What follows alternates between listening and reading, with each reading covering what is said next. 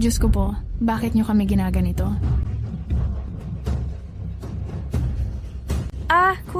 Kuya.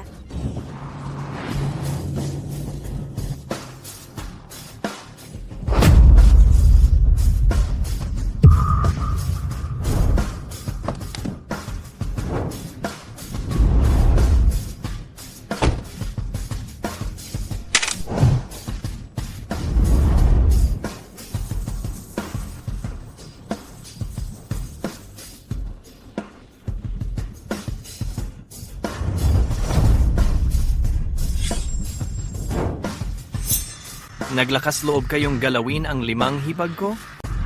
Naghahanap kayo ng kamatayan?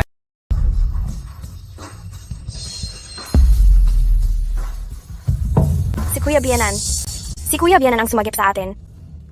Talagang dumating si Kuya Bienan? Hindi talaga tayo niloko ni Kuya Bienan. Ate, talagang bumait na si Kuya Bianan. Bilis, tara na.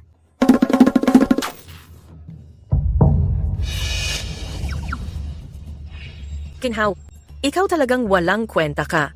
Saan ka na naman nagpunta at parang namatay ka? Ginulat mo ako. Ay, ano ba yung suot mo? Mukha ka ng hindi tao, hindi multo. At saka yan? Ano bang bakal yan? Kahon. Ay naku. Sinangga, bilis, tumulong ka kay Boss Who. Tulungan mong talian itong mga matitigas na ulo na hipag. Sabi ni Boss Who, pag natapos to, hindi ka mawawalan ng biyaya. Mang Hudwang, binibigyan ba kita ng mukha? Mukha?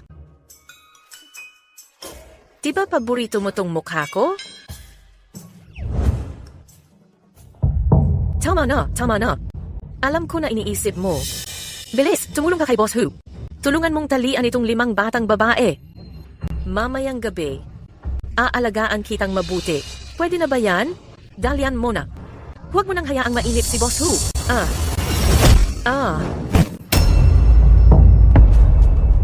Ikaw, ang lakas ng loob mong sipain ako. Talagang ikaw ang sinisipa ko. Ikaw na makamandag na babae ka.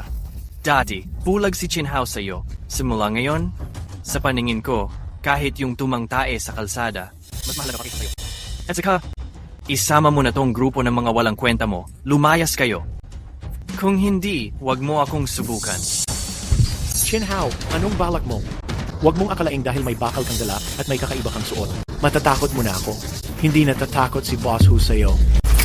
Umalis na kayong lahat dito. Kung hindi, papaliguan ko kayo ng dugo ngayon din.